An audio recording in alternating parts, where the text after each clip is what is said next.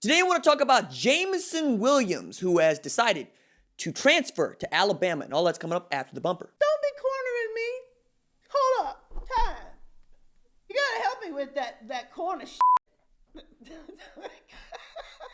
What's up, kinfolk? It's RJ Young. I am not on a step mill. Consider hitting the like and subscribe button because I upload a video every single day. It's always college football related, sports related. We have a good time. Today, I want to talk about Jameson Williams, who has decided to transfer to Alabama, how this affects Ohio State, how this affects Alabama, and a bit of news about USC a little bit later. Also today, my episode number 7 of the number 1 ranked show dropped today with Kalani Sitake. We have a great conversation about the college football playoff, Zach Wilson, Brady Christensen, and how you build a power at BYU coming off of what I believe is their best season since 2009. They got a lot of holes they got to fill going into the season, and their schedule is not exactly easy, but that's the man to do it. Please, if you like the channel, go check out the podcast. That way you don't actually have to deal with the ads on YouTube and whatnot, unless you're like me and you actually do pay for premium, because goodness me, I don't know what I would do now. Like, I'm just that dude. All right, so Jameson Williams announces this morning that he is transferring from Ohio State to Alabama. When the list of schools came out that he was considering and were considering him, that made a lot of sense to a lot of people, especially when you take into account what just happened over the weekend with the NFL draft, right? Jalen Waddle and Devontae Smith go in the first round, let alone the first half of the first round, following in the likes of Jerry Jeudy and Henry Ruggs, who were able to accomplish this feat a couple years ago. And we know that Alabama has turned itself into not just a great running back university, offensive line university, defender university, but wide receiver university. And Holman Wiggins has been doing nothing but turning out prospect after prospect after prospect.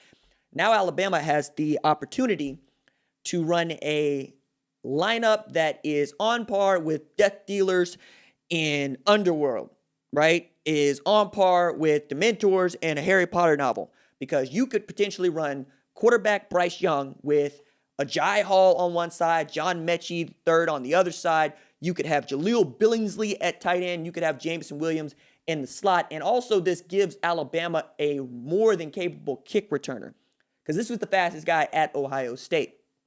It's also really good for them because they were letting Jaleel Billingsley return kicks as a tight end. It's a need they needed to fill. He can do that right away, and he gets the privilege of being developed in Tuscaloosa's wide receiver, where at Ohio State, he was the number 3 guy, right? And that's not a bad thing. Ohio State had Chris Olave, Garrett Wilson, and then Jameson Williams got the 3rd most targets of anybody catching passes. But it's a balanced offense. As much as people want to make it into a pass-happy offense, they really do like running the tailbacks. I mean, Trey Sermon set a single-game record for rushing yards against Northwestern with 331, right?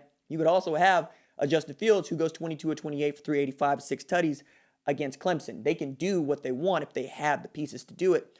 And what I had been commenting on all offseason is just how deep that wide receiver room was. I mean, before Mookie Cooper went into the portal and before Jameson Williams went into the portal, both coming out of SEC schools, and we need to actually acknowledge that SEC is recruiting Ohio State's receiver room just to demonstrate how deep it actually is. You had Olave choosing to return, who actually brings down the ranking of their recruits because most everybody else is a 4 and a 5-star. You also had Emeka Egbuka coming in as number 1 player, or number 1 wide receiver in 2021, following number 1 wide receiver in 2020 in Julian Fleming. You also had Marvin Harrison Jr., who a lot of people have a lot of confidence in, who showed out at the spring game. You've got some dudes, man. Like, you got Jeremy Ruckert at tight end, where I had some Ohio State fan tell me he thought he was going to be a first-round draft pick, and I'm going, okay, sure. Like, the unbridled belief in the dudes wearing the scarlet and gray by Buckeyes fans is refreshing to a degree. And at another degree, it's like, yo, man, there are only 32 spots here. Like, I put out a mock draft a couple days ago, or Sunday, right? And I have Garrett Wilson going to the Jets, and I don't have Chris Olave on the board.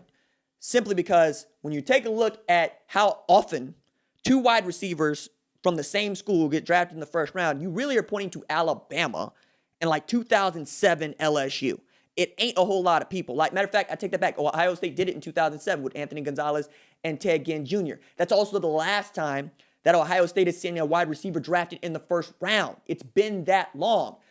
I'm not saying that it can't happen. I am saying that if you're going to tell me that a freshman quarterback is going to be throwing passes to 2 first-rounders at wide receiver, I would like to see it, right? Because that also means you're probably playing in the national championship game again.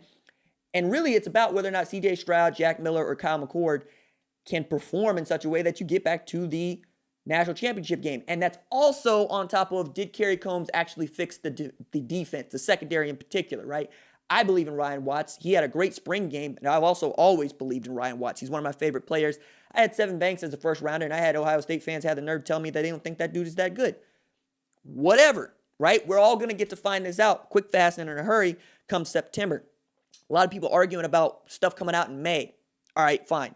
But Jameson Williams was a demonstration for me. It was a demonstration of depth for Ohio State and a demonstration of need for Alabama after losing their guys to the NFL draft. And if you can get production from him as a punt return and kick return specialist, remember they lose Devontae Smith and Jalen Waddle, 2 dudes that could do that for them last year who are now gone. You are getting your bang for your buck. We all know that Agiye Hall is probably going to catch 40 passes, right? He looks that good. Bryce Young looked good throwing to him. And I think Jaleel Billingsley is the tight end to take in the first round next year. And I said as much in the mock draft. I got him ahead of Ruckert. Fight me. Fine. They'll have something to say about this come September. And that's the part that I really wanted to harp on here. Other thing I wanted to point out is that USC is quietly building through the transfer portal as well, particularly from the University of Texas. All right. Todd Orlando ends up there a couple years ago, and now all of a sudden they're going in and they're getting those players. First, it was Xavier Alford, who I think is a dude at safety, and he comes right on time with Talanoa Ufunga going in the NFL draft. You also were able to add Keontae Ingram after losing Marquise Stepp to Nebraska. I know that there are SC fans that don't think that much of Marquise Stepp, but nobody seems to think much of the dudes that choose to transfer. Like, I got all the people in my mentions yelling about how much they don't like Jameson Williams or how he's the 6th best wide receiver at Ohio State. I'm like, yo, why can't you just pop your collar, say you're excited for the dude, and keep it moving? You're in a good spot. I would say the same thing to Texas, right? Malcolm Epps chooses to enter the portal and come out at USC. Of those 3 players from Texas transferring to SC, he's the most tooly of the group. At 6'6", about 245, listed as a tight end. I think he could be an outstanding tight end in that air raid passing attack that Graham Harrell runs at SC. We'll see if Keaton Slovis is actually the dude. He's probably going to, not probably, he's going to start the year. I just wonder whether or not Jackson Dart or Miller Moss is going to have something to say about that. And the dude that does, obviously, going to get game. The dude that doesn't probably goes into the transfer portal, not unlike, they had a couple years ago. You're in a good spot if you're SC offensively. I think if your offensive line gets a little bit nastier, you could be great. Now, Elijah Vera Tucker is, I think, an example of just how nasty that offensive line could be, because that dude goes, gets drafted. He's going to go block for Zach Wilson. So as much as I have buddies that think that USC is a little soft across the offensive line, I'm going, I don't think so. Now, you also play in the Pac-12 South, which I think could be lethal depending on whether or not things come together, particularly at Herm Edwards' Arizona State. I think that dude is going to have people in fits. To say nothing of Utah, right? Because Charlie Brewer apparently is gonna be the guy up there. And I'm a big Charlie Brewer fan, but that's a run first and play defense style of football team in the same way that Washington is in the Pac-12 North. So it's a lot on a newsy Monday, and there's going to be more news to come out of it. I would be remiss if I didn't say Henry To'oTo'o watch has cranked up to 11, because we all know that the Tennessee linebacker is looking to transfer, and Alabama and Ohio State have been mentioned the most. Let's see what happens. All right, that's it for me. Deuces.